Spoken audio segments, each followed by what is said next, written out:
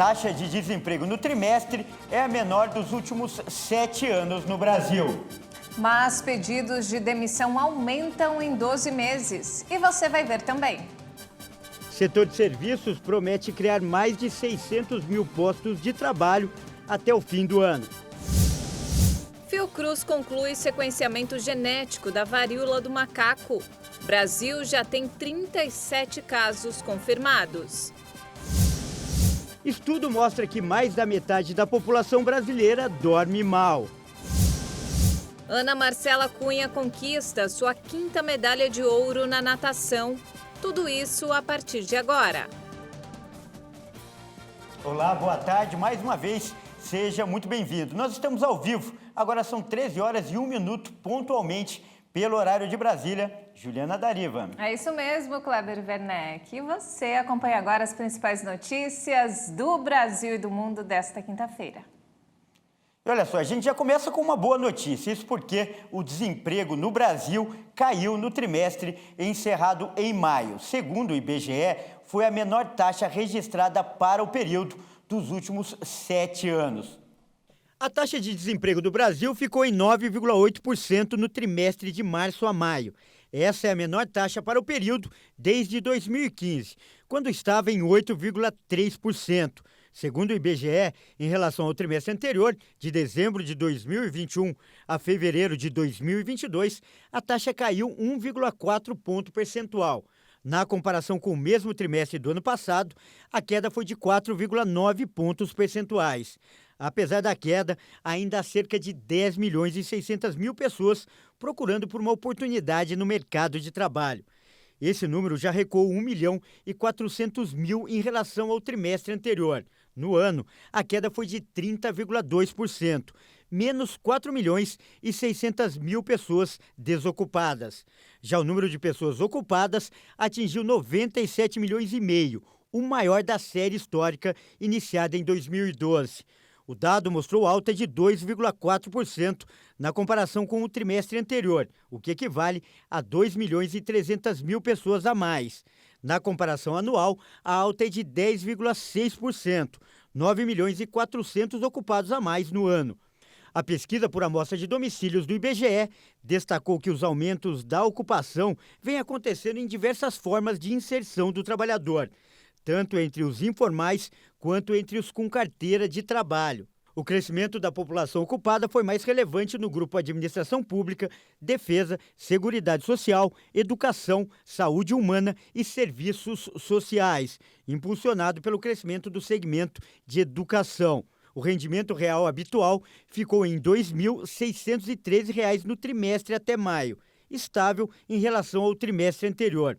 Mas na comparação anual, o número representa uma queda de 7,2%.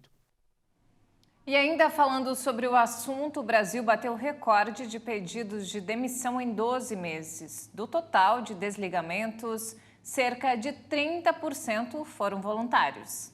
O país registrou mais de 6 milhões de pedidos de demissão nos últimos 12 meses até maio. Esse foi um recorde em meio ao desemprego alto e à dificuldade dos trabalhadores de voltar ao mercado de trabalho. Esse número equivale a 33% do total de trabalhadores que ficaram desempregados no período, 18 milhões. Ou seja, 1 em cada 3 desligamentos foram voluntários, ou seja, a pedido do trabalhador. O levantamento é da LCA Consultores e leva em conta os dados do Cadastro Geral de Empregados e Desempregados, que contabiliza as vagas com carteira assinada no país.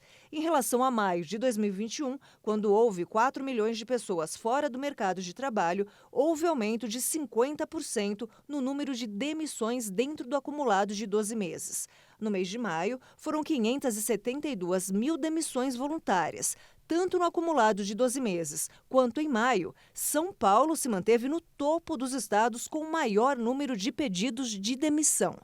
Todas as unidades da federação tiveram o maior número de pedidos de demissão desde janeiro de 2020, tanto no mês de maio como no acumulado de 12 meses.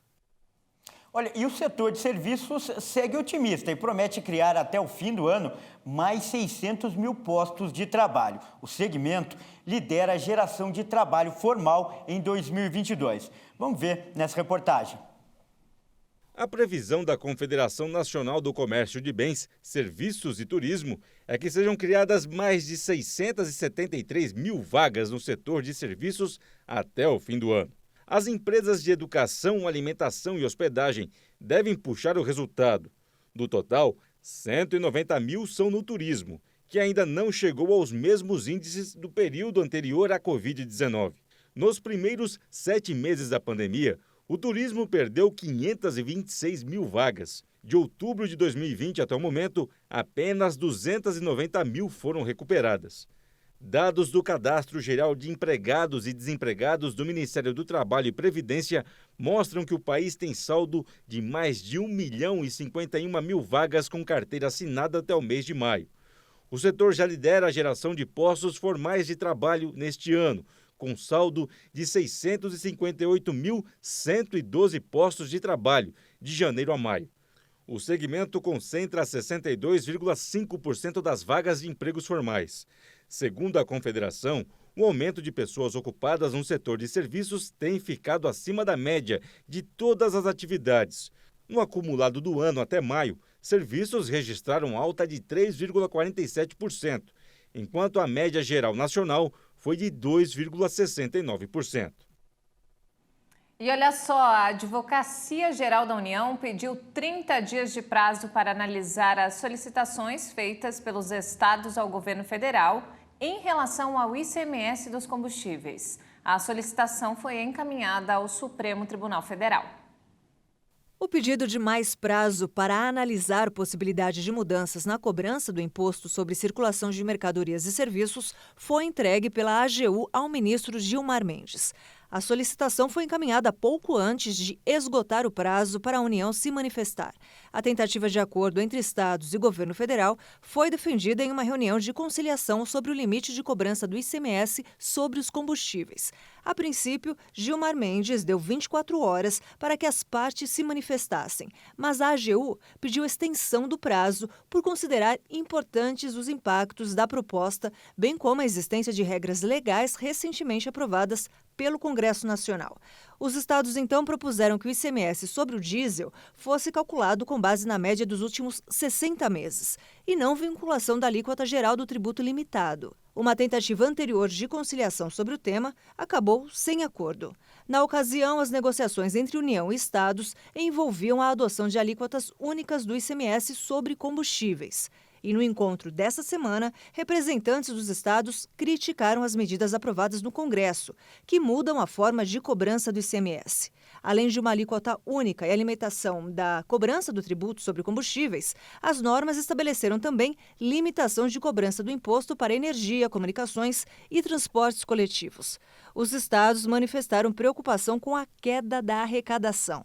O Concifaz disse na reunião que a perda da arrecadação com as duas leis chega a cerca de 134 bilhões de reais e afetariam assim os repasses para a educação e também a saúde. E agora a gente muda de assunto e fala de saúde. A Fiocruz concluiu o sequenciamento genético da varíola do macaco. É isso mesmo, e segundo informações do Ministério da Saúde, o número de casos da doença no Brasil já chega a 37. A Fundação Oswaldo Cruz concluiu o sequenciamento genético do vírus monkeypox que causa varíola do macaco. O material foi coletado de um paciente do Rio de Janeiro.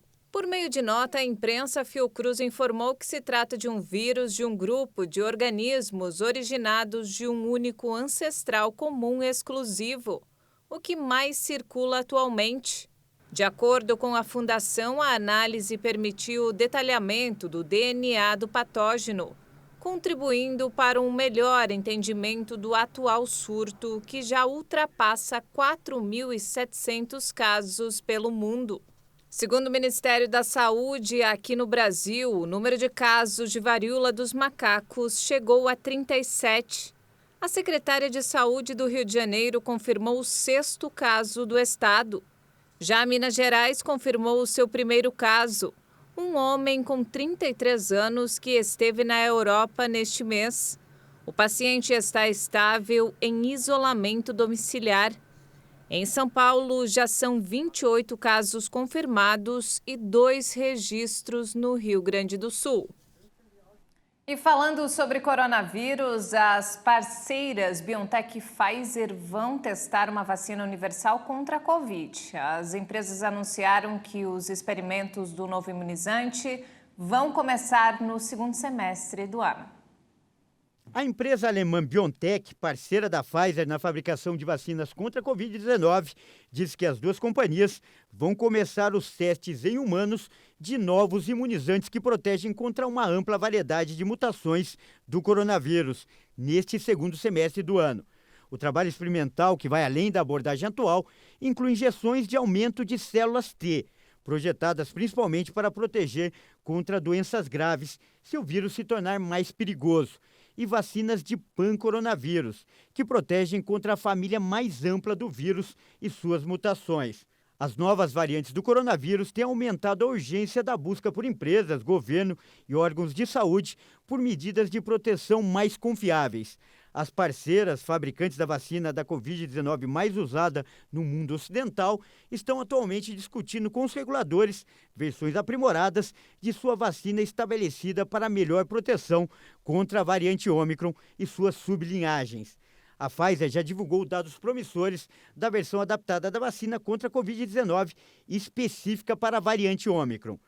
De acordo com a farmacêutica, os dados do estudo de fases 2 e 3 apontaram que uma dose de reforço de ambas as vacinas candidatas adaptadas provocou uma resposta imune substancialmente maior contra a BA.1 da Ômicron em comparação com a vacina atual. A resposta imune robusta foi observada em 2 níveis de dosagem, com 30 e 60 microgramas. E ainda falando de pandemia, os casos de Covid dispararam nesta semana na América do Sul. De acordo com a Organização Pan-Americana da Saúde, um aumento de 25% nas contaminações foi registrado. A OPAS também pediu a não flexibilização de medidas para prevenir infecções, destacando a necessidade de continuar usando máscaras e manter um distanciamento de pelo menos 1 metro com outras pessoas. O maior aumento de casos foi observado na Bolívia, seguido pelo Peru. Ao mesmo tempo, os contágios cresceram quase 14% em todo o continente em comparação com a semana anterior. Embora 17 países americanos tenham ultrapassado a meta de vacinar 70% de sua população e 40 imunizados mais de 40%, ainda há 11 nações que não atingiram a primeira meta de 40%. A organização alertou ainda para a situação da Venezuela, impedida de comprar imunizantes devido a uma dívida com o fundo rotativo de vacinas, mas não especificou o valor devido. Estabelecido em 1979, o fundo permite que países da região consigam vacinas de qualidade e seguras a um preço acessível. O cantor gospel Sérgio Lopes, de 59 anos, sofreu um acidente vascular cerebral isquêmico e está internado no Rio de Janeiro. A esposa do cantor informou que ele está com um distúrbio na fala e perdeu os movimentos do braço e perna direita. Sérgio Lopes foi encaminhado para o Instituto Estadual do Cérebro Paulo Niemeyer. Segundo o perfil oficial do músico nas redes sociais, o estado de saúde é estável e o quadro requer cuidados. Com isso, o cantor não vai cumprir a agenda de shows. Nas redes sociais de Sérgio, o presidente Jair Bolsonaro desejou melhoras ao cantor. E veja a seguir, estudo revela que mais da metade da população brasileira dorme mal. E ainda, Ana Marcela Cunha não para no Mundial de Esportes de Budapeste e conquista mais uma medalha no torneio. Nós voltamos em instantes, até já!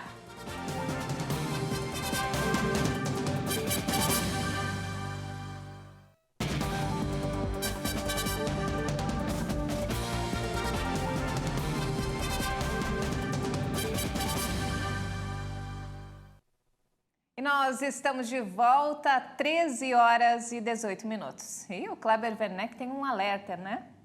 Verdade, olha só, mais da metade da população brasileira dorme mal. É o que diz um estudo que avaliou o sono das pessoas durante a pandemia. 6 horas de sono. Esse é o tempo máximo que Janaína consegue descansar por noite. Isso somando tudo, porque ela afirma que acorda várias vezes ao longo da madrugada e demora a pregar os olhos cada vez que se deita novamente. Também, diante da vida agitada que a maioria das pessoas leva hoje, Fica difícil controlar a ansiedade até na hora de dormir, ainda mais depois da chegada da Covid-19. Depois da Covid, eu descobri um gatilho de ansiedade, um gatilho um start negativo. Essa mesma sensação afetou a maioria dos brasileiros, que, entre outras áreas da vida, sentiram um impacto na hora de dormir. Uma pesquisa publicada por uma revista científica mostra que mais de 65% dos brasileiros têm sono de má qualidade. O resultado, divulgado recentemente, refere-se a dados coletados lá no começo da pandemia, em março de 2020, com mais de 2.600 pessoas. E a conclusão está relacionada à ansiedade gerada por aquele momento de dúvidas e incertezas. Mas hoje a ciência já sabe que os problemas com o sono também fazem parte das sequelas do coronavírus. E isso está fazendo parte de uma patologia que se chama síndrome pós-Covid ou Covid longa, né? Onde o paciente ou teve uma manifestação grave da doença, foi para a UTI e ainda persiste com alguma sequela, que varia de paciente para paciente, uma sequela maior ou uma sequela menor, né? E aí nós sabemos que esse paciente ele teve coágulos ou microcoágulos que acometeram coração, rins, fígado e até mesmo o cérebro. A Janaína teve Covid-19 bem no começo da pandemia e, diferente da maioria das pessoas, não ficou apenas 14 dias em isolamento, mas 6 semanas com exames positivos. E acredita que entre as sequelas deixadas pela doença, o sono também foi atingido. Porque desde que eu tive a Covid, a coisa ficou mais acentuada, né? Até por conta da minha respiração ser mais forçada, embora eu tenha feito exercícios respiratórios, eu consegui voltar para a academia agora, até para trabalhar essa coisa do orgânico, né? E gastar mais energia para tentar dormir melhor, para tentar ter uma condição melhor de vida, né? E o corpo realmente está ficando melhor, tá? Mas o resto não está melhorando, não. Bem, o que o doutor recomenda é o seguinte: antes de dormir, nada de telas, muito menos cafeína. É preciso apagar as luzes e fazer a última refeição 3 horas antes de ir para a cama. Outra dica é praticar exercícios com regularidade para conseguir dormir por 7 horas seguidas, sem pausas, de forma reparadora. Agora, sobre a ansiedade gerada pela Covid. Segundo o neurocirurgião, é preciso encarar a doença como a gripe. Aprender a conviver com ela, sem deixar os cuidados de lado. Para ele, o uso da máscara ainda é essencial, porque nesse momento é o que realmente pode tranquilizar, manter a saúde mental em dia. E assim, conseguir ter belas noites de sono. Existe uma frase que é uma frase da Organização Mundial de Saúde, que fala que saúde é saúde mental. Não podemos esquecer isso. E falando sobre a guerra, o exército russo anunciou hoje a retirada da Ilha das Serpentes, símbolo da resistência ucraniana. Moscou diz que foi um gesto de boa vontade, mas a Ucrânia comemora uma vitória militar. Desde o início da ofensiva russa, a pequena Ilha das Serpentes virou um símbolo da resistência. Depois que um grupo de guardas ucranianos que a defendiam rejeitou em uma mensagem de rádio a ordem de rendição. Até ontem, tropas russas ainda ocupavam a ilha, que vinha sendo alvo de bombardeios constantes pelos ucranianos. Hoje, o Ministério da Defesa da Rússia anunciou a retirada e disse que foi uma demonstração ao mundo de que a Rússia não está impedindo os esforços da ONU de organizar um corredor humanitário para enviar por navio produtos agrícolas a partir da Ucrânia. А ще удар по Очаку, по Дніпру. Já o governo de Kiev atribuiu a retirada russa ao sucesso das suas forças armadas. A pequena ilha da Cobra tem importância estratégica. Do local, os russos podiam instalar armas capazes de atingir o território ucraniano e controlar o noroeste do Mar Negro, além de bloquear o porto de Odessa. A Rússia concentra agora a força bruta em Lysychansk, no leste da Ucrânia. Dias depois de capturar a cidade de Severodonetsk, a Rússia está obstinada pelo controle de Lysychansk. Isso daria o controle total da província de Luhansk, uma das duas que formam a região do Donbass. O Kremlin anunciou que tem mais de 6 mil prisioneiros de guerra ucranianos e confirmou que trocou na última quarta-feira 144 combatentes ucranianos pelo mesmo número de russos e separatistas pró-Moscou. Em mais uma demonstração de apoio a Kiev, o Reino Unido anunciou hoje mais de 1 bilhão de libras em ajuda militar ao exército ucraniano. A aliança militar também prometeu enviar mais armas à Ucrânia.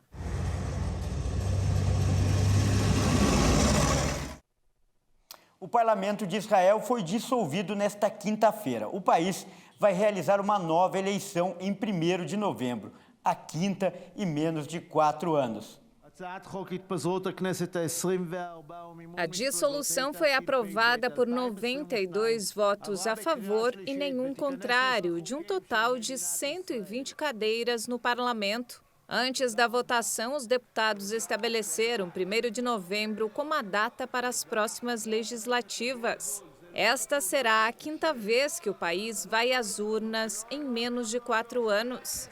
A dissolução encerra o breve governo de um ano do primeiro-ministro Naftali Bennett, que liderou uma coalizão de 8 partidos que inclui pela primeira vez uma formação árabe, algo histórico em Israel. O principal objetivo da coalizão era acabar com 12 anos ininterruptos de governo do direitista Benjamin Netanyahu, mas também formar um executivo, algo que havia sido impossível após as 3 eleições anteriores muito acirradas. Hoje, antes da dissolução do parlamento, Bennett anunciou que não será candidato nas próximas eleições. Ele vai passar o cargo a Lapid ainda nesta quinta-feira. Olha só, e agora a gente fala de esporte e vai até parecer notícia velha. Ju, você lembra que ontem a gente encerrou a edição noticiando que a Ana Marcela Cunha havia ganhado uma medalha de ouro? Pois bem, hoje a notícia é parecida, pois ela ganhou outra medalha de ouro. É isso mesmo, ela não para no Mundial de Esportes Aquáticos de Budapeste e conquistou mais uma medalha no torneio. Esta é a 5ª medalha de ouro dela na modalidade e a 15ª conquista em mundiais. Nesta quinta-feira, a baiana de 30 anos venceu a prova dos 25 quilômetros em águas abertas e subiu ao pódio pela 3ª vez só nesta semana. Na prova disputada no Lago Lupa, nos arredores da capital da Hungria, a brasileira venceu a prova com o tempo de 5 horas, 24 minutos e 15 segundos. A alemã Lea Boy ficou com a prata e a holandesa Sharon van Hovendal com o bronze. Esta é a 15ª medalha de Ana Marcela Cunha em suas participações em mundiais. Na segunda-feira, ela venceu a prova dos 5 quilômetros em águas abertas e na quarta-feira foi medalha de bronze nos 10 quilômetros. Ana Marcela tem 7 títulos mundiais e é a 5ª vez que conquista o ouro na modalidade dos 25 quilômetros. E mais uma vez, os nossos parabéns para a Ana Marcela Cunha.